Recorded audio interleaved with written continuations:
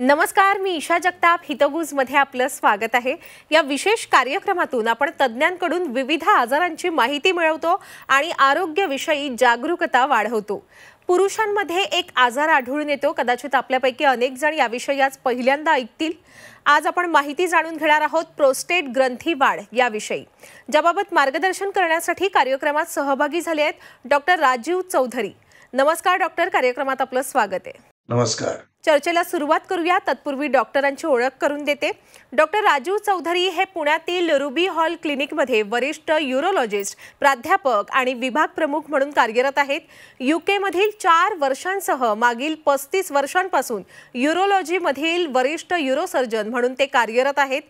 त्यांच्या कार्यावर सुमारे 25हून अधिक संशोधन प्रकाशनं प्रकाशित केली गेली आहेत. ते प्रोस्टेट कॅन्सरचे विशेषज्ञ आहेत. आता आपण चर्चेला सुरुवात करूया. डॉक्टर, या चर्चेच्या सुरुवातीलाच आपल्याकडून जाणून घ्यायचे की मुळात प्रोस्टेट ग्रंथी म्हणजे काय आणि त्यातून कर्करोग कसा विकसित होतो आणि त्याचे रिस्क फॅक्टर्स काय असतात? प्रोस्टेट ही एक अक्रोडाच्या आकाराचा ग्रंथी आहे, जी लघवीच्या पिशवीच्या तोंडाशी असते. जसं आपण या चित्रात दाखवलेलं आहे, ही लघवीची पिशवी आहे आणि ही प्रोस्टेटची गाठ आहे. या प्रोस्टेटच्या गाठीमधून लघवीचा मार्ग जातो. ज्यावेळी पण प्रोस्टेटची गाठ वाढते त्यावेळी लघवीचा मार्ग जो आहे हा दाबला जातो आणि त्यामुळे सगळे त्रास हे पुरुषांमध्ये होतात. हे लक्षात ठेवायला पाहिजे की प्रोस्टेटची गाठ ही फक्त पुरुषांमध्ये असते आणि ती प्रजनन संस्थेचा एक भाग आहे. जसं आयुष्यमान वाढत चाललेलं आहे त्यानुसार प्रोस्टेटच्या आजारांचं प्रमाण सुद्धा वाढत चाललेलं आहे. एक लक्षात ठेवायला पाहिजे की प्रोस्टेटची वाढ जी आहे ही 2 कारणांमुळे होते. एक कर्करोगामुळे होते किंवा कर्करोग नसल्यामुळे वयानुसार जे प्रॉब्लेम्स क्रिएट होतात तशीच प्रोस्टेटची गाठ पण वाढते. साधारणतः वयाच्या 40 नंतर प्रोस्टेटच्या गाठीचं प्रमाण, त्याचं आकारमान वाढायला लागतं. पण मेन वाढ जी आहे ही 50 नंतर किंवा 60व्या वर्षानंतर सुरुवात होते.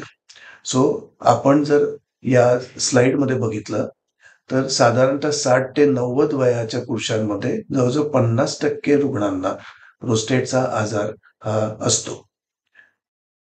प्रोस्टेटची जी वाढ असते ही टेस्टोस्टेरॉन हे पुरुषत्वाचं जे हॉर्मोन आहे किंवा संप्रेरक आहे त्याच्यामुळे ही वाढ होत असते. टेस्टोस्टेरॉन हे अतिशय महत्वाचा सबस्टन्स जो रक्तात असतो त्याच्या आणि प्रोस्टेटचा अतिशय जवळचा संबंध आहे. आणि आपण जर बघितलं की प्रोस्टेटची गाठ का वाढते तर वयोमानानुसार मेनली प्रोस्टेटची गाठ वाढत असते. पण प्रोस्टेटच्या कॅन्सरचे काही रिस्क फॅक्टर्स नक्कीच आहेत. जसं वय वाढतं तसं 70च्या वयानंतर प्रोस्टेट कॅन्सर वाढण्याची शक्यता जास्त असते. तसंच एशियन लोकांमध्ये मात्र प्रोस्टेट कॅन्सर होण्याची शक्यता ही कमी असते. ज्यांच्या घरामध्ये प्रोस्टेट कॅन्सरचा कौटुंबिक इतिहास किंवा फॅमिली हिस्ट्री आहे त्यांच्यामध्ये सुद्धा 10% प्रमाण हे जास्त असू शकतं. ज्यांचा जास्त चरबीयुक्त आहार आहे किंवा लाल मांस ज्यांच्या जेवणामध्ये जास्त आहे त्यांना प्रोस्टेट कॅन्सर होण्याची शक्यता ही जास्त असते. ओबेसिटी किंवा स्थूलता आणि असेच तंबाखूचा आजार यामुळे नेहमीच कुठल्याही कॅन्सरचं प्रमाण हे वाढण्याची शक्यता असते. अच्छा, प्रोस्टेट कर्करोग किंवा मुळात प्रोस्टेट समस्येची सर्वसामान्य लक्षणं कोणती असतात डॉक्टर? आपण आता जसं बघितलं तसं प्रोस्टेटची वाढ झाल्यामुळे लघवीचा मार्ग दाबला जातो. त्यामुळे मागे असलेल्या लघवीच्या पिशवीला जास्त जोर लावून लघवी ढकलायला लागते आणि त्यामुळेच काही लक्षणं किंवा काही तक्रारी पुरुषांना यायला सुरुवात होते. काही लोकांना लघवी करताना जळजळ होते किंवा आग होते. काही लोकांना जास्त वेळा लघवीला जावं लागतं किंवा रात्री सुद्धा लघवी करण्यासाठी उठावं लागतं. तसेच काही लोकांच्या लघवीची धार जी आहे ती कमी होते आणि पायाच्या जवळ पडायला लागते. काही रुग्णांना लघवीमध्ये रक्त येतं आणि रक्त येण्याच्या अनेक कारणांपैकी प्रोस्टेट गाठीचे आजार हे एक प्रमुख कारण आहे. काही लोकांना बॅकएक होतो किंवा पाठीत दुखतं किंवा पेल्विसमध्ये दुखतं, पाठीच्या खालच्या भागात दुखतं. काही लोकांना लघवी मागे राहिल्याचं सेन्सेशन कायम राहतं किंवा प्रोस्टेटमध्ये जंतू झाले किंवा दुसरं काही प्रॉब्लेम झाले तर वीकनेस येतो किंवा अशक्तपणा जाणवतो. आपल्याकडून प्रोस्टेट कर्करोगाचं निदान कसं केलं जातं आणि त्यासाठी कोणत्या तपासण्या उपयुक्त असतात? आपण आता बघितलं की प्रोस्टेटची गाठ वाढल्यामुळे लघवीची धार कमी होते. मग आता गाठ किती वाढली आहे हे जाणून घेणे महत्वाचं असतं आणि त्याचं कारण जाणून घेणं महत्वाचं असतं. वयानुसार प्रोस्टेटची गाठ वाढली आहे की कॅन्सरमुळे वाढली आणि त्यासाठी सर्वात प्रथम तपासणी आपण जी करतो त्याला आपण डिजिटल रेक्टल एक्झामिनेशन असं म्हणतो. म्हणजे बोटाच्या साहाय्याने संडासच्या जागून आपण प्रोस्टेटच्या गाठीची या चित्रात दाखवल्याप्रमाणे तपासणी करतो. जर गाठ बोटाला कडक लागत असेल तर एखाद वेळा कॅन्सर असण्याची शक्यता असते. आता आपल्याला जर संशय आला म्हणजे युरोलॉजिस्टना जर संशय आला की प्रोस्टेटच्या गाठीमध्ये संशयास्पद वाढ आहे तर ते PSA म्हणून प्रोस्टेट स्पेसिफिक अँटीजेनची एक तपासणी करतील.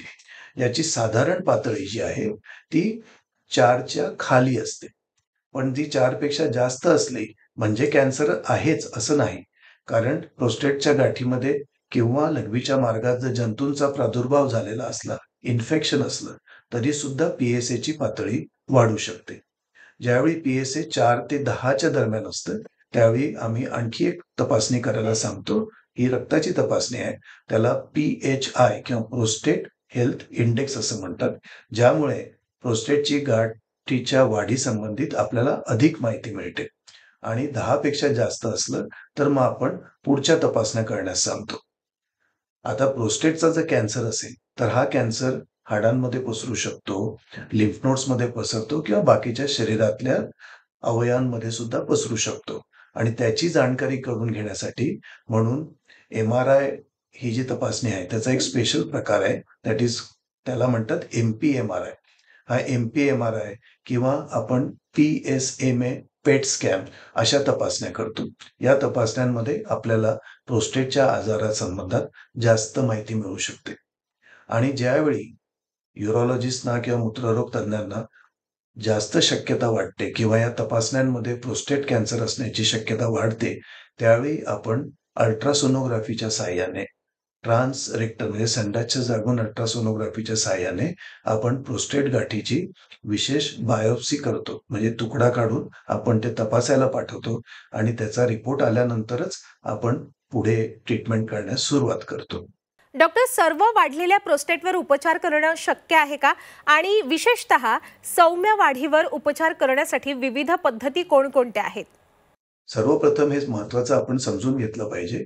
आमच्याकडे बरेच असे रुग्ण भेटायला येतात की त्यांना म्हणायचं आहे की सोनोग्राफी मी अशीच केली होती आणि त्याच्यात प्रोस्टेटची गाठ वाढलेली आहे.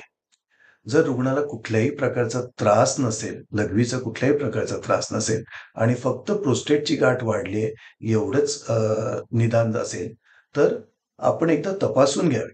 पण त्याला ट्रीटमेंट करण्याची गरज असेल असं मुळीच नाही.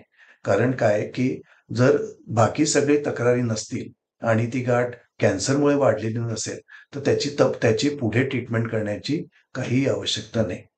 पण ज्यावेळी रुग्णांना लघवीचा त्रास वर सांगितल्याप्रमाणे व्हायला लागतो त्यावेळी मात्र त्याची काही उपचार पद्धती आपल्याला अंमलात आणायला लागते. आता आपण या चित्रात जसं बघतोय की काही वेळा पहिल्या चित्रात जसं दाखवलंय की लघवीच्या पिशवीचं तोंड फक्त त्याचे स्नायू वाढले, प्रोस्टेटची गाठ नाही वाढली. दुसऱ्या याच्यात प्रोस्टेटच्या गाठीचे लॅटरल लोब्स वाढलेले आहेत किंवा तिसऱ्या याच्यामध्ये lateral lobes plus median lobe वाढलेत. म्हणजे तिन्ही लोब जे भाग असतात ते तिन्ही वाढलेले आहेत आणि शेवटच्या पिक्चरमध्ये जर आपण बघितलं तर फक्त मधला प्रोस्टेटचा भाग हा वाढलेला आहे. आणि जशी ही वाढ असते आणि बाकीच्या ज्या तपासण्या आम्ही करतो, उदाहरणार्थ मशीनमध्ये लघवी करण्याची टेस्ट करायला सांगतो ज्याला आपण युरोफ्लोमेट्री असं म्हणतो. त्या तपासणीच्या आधारे आम्हाला कळतं की लघवीच्या याच्यावर किती परिणाम होतोय आणि त्याप्रमाणे विविध शस्त्रक्रिया आपण करू शकतो. नवीन ज्या शस्त्रक्रिया आहे या ऍक्च्युली तरुण लोकांसाठी आहे ज्यांना अजून लैंगिकदृष्ट्या किंवा संभोगाच्या दृष्टीने सक्रिय राहायची इच्छा असते. अशा रुग्णांसाठी रेझम, युरोलिफ्ट, आयटीनेप अशा बऱ्याच काही नवीन तपासण्या आलेल्या आहेत. यामुळे सगळा संभोगा दृष्टीने कुठलाही परिणाम होत नाही आणि त्याचा फायदा पण होतो. महत्वाचं एवढंच आहे, की या ज्या सगळ्या नवीन आलेल्या पद्धती आहेत, ज्याला आम्ही मिस्ट किंवा मिनिमल इन्व्हेसिव्ह सर्जिकल ट्रीटमेंट्स म्हणतो. या यांचा आपल्याला कुठल्याही प्रकारची प्रोस्टेटची गाठ यात काढली जात नाही. एवढा एकच याचा प्रॉब्लेम आहे. म्हणून जुने जे टर्क किंवा इलेक्ट्रिक करंटच्या सहाय्याने प्रोस्टेट सर्जरीचं दुर्बिणीच्या सहाय्याने ऑपरेशन करणे किंवा दुर्बिणीच्या सहाय्याने लेझरच्या सहाय्याने प्रोस्टेटचं ऑपरेशन करणे हे गोल्ड स्टँडर्ड किंवा सुवर्ण मानक आहे. आणि आता प्रोस्टेटसाठी आपण लेझरचा कायम वापर करत आलेलो आहे. आणि याच्या नंतर आम्ही असं बघितलं आहे की सिनियर सिटीजनमध्ये असा एक कन्सेप्ट आहे की लघवी प्रोस्टेटचं ऑपरेशन केल्यानंतर लघवी गळण्याची शक्यता वाढते. असं मुळीच होत नाही. फारच कमी रुग्णांमध्ये म्हणजे 1% कमी रुग्णांमध्ये हा त्रास नंतर होऊ शकतो. पण त्याला दुसरी पण कारणं असतात जी औषधांच्या साहाय्याने बरी करता येतात. याच्यात ऑपरेशनमुळे हे होतं ही संभावना चुकीची आहे. आणि जर प्रोस्टेटची गाठ खूपच मोठी झालेली असेल, जी 100 ग्रॅमपेक्षा पण मोठी असेल, तर मात्र दुर्बिणीच्या ऑपरेशनने म्हणजे आपण लेझरने जे करतो, ती स्टीलच्या दुर्बिणीला लघवीच्या मार्गात 1.5 ते 2 तासापेक्षा जास्त वेळ राहावं लागतं आणि त्यामुळे दुसरे प्रॉब्लेम्स होऊ शकतात. म्हणून गाठ जेव्हा खूप वाढलेली असते, खूप मोठी असते, त्यावेळी आम्ही नवीन शस्त्रक्रिया म्हणून एक रोबोटिक सिंपल प्रोस्टेक्टमी आली आहे. रोबोट सर्जरीच्या साहाय्याने ती मोठी ग्लँड पूर्णपणे काढून टाकता येतं आणि रुग्णाला 2 दिवसानंतर परत घरी जाऊन नेहमीप्रमाणे आपलं काम सुरू करायला फारसा वेळ लागत नाही. किंवा जे जुनं ऑपरेशन आहे, ज्याला आपण ओपन प्रोस्टेट सर्जरी म्हणतो, ते ऑपरेशन आपण करू शकतो. डॉक्टर, प्रत्येक कर्करोगाचे विविध टप्पे असतात. प्रोस्टेट कर्करोगाचे टप्पे कोणकोणते आहेत सविस्तरपणे सांगा आणि या टप्प्यांनुसार उपचार बदलतात का? प्रोस्टेटच्या गाठीचे कॅन्सर आपण जसे या स्लाइडमध्ये बघतो, ते स्टेज 1, स्टेज 2, स्टेज 3 आणि स्टेज 4 असं आपण त्याला म्हणतो. स्टेज 1 मध्ये म्हणजे काय, की प्रोस्टेटचा कॅन्सर हा फक्त प्रोस्टेटमध्येच आहे, तो बाहेर कुठे गेलेला नाही. नंतर अशा रीतीने स्टेज 1 टू स्टेज 4 पर्यंत विविध त्याच्या ग्रेड्स आहेत आणि त्याप्रमाणे जशी स्टेज बदलते त्याप्रमाणे प्रोस्टेटचा कॅन्सर ची ट्रीटमेंटचा प्रकार जो आहे हा बदलत असतो. तर आपण जर बघितलं की जो कॅन्सर फक्त प्रोस्टेटमध्येच आहे आणि तो शरीरामध्ये बाहेर कुठेही परिणाम गेलेला नाही, तसेच रुग्णांना कुठले मोठे आजार नाही, त्यांचं वय खूप जास्त नाहीये आणि जनरली आपण असं म्हणतो की 10 वर्षापेक्षा आरामात आनंदाने ते राहू शकतात जर त्यांना प्रोस्टेटचा कॅन्सर बरा झाला तर. अशा रुग्णांमध्ये रोबोटिक रॅडिकल प्रोस्टेट म्हणजे रोबोटच्या साहाय्याने प्रोस्टेट पूर्णपणे आणि त्याच्या आजूबाजूचा भाग पूर्ण काढून टाकणे या सर्जरीचा सर्वात उत्तम रिझल्ट मिळतो, उत्तम परिणाम देतात आणि लॉंग टर्म सर्व्हायव्हल दीर्घायुषी होण्याची शक्यता अगदी जास्तीत जास्त रॅडिकल सर्जरीमुळे असते. यालाच आपण म्हणतो रोबोटिक रॅडिकल प्रोस्टेक्टमी. जर रुग्णाची लाईफ एक्सपेक्टन्सी ज्याला आपण म्हणतो, आयुष्य मर्यादा ही 10 वर्षापेक्षा कमी आहे आणि कॅन्सर फक्त प्रोस्टेटमध्येच आहे, तर आपण रेडिओथेरपीचा पण विचार करू शकतो. आणि काही रुग्ण 75-80च्या पुढे आहेत आणि कॅन्सर अगदी छोटा आहे, फक्त प्रोस्टेटमध्ये आहे.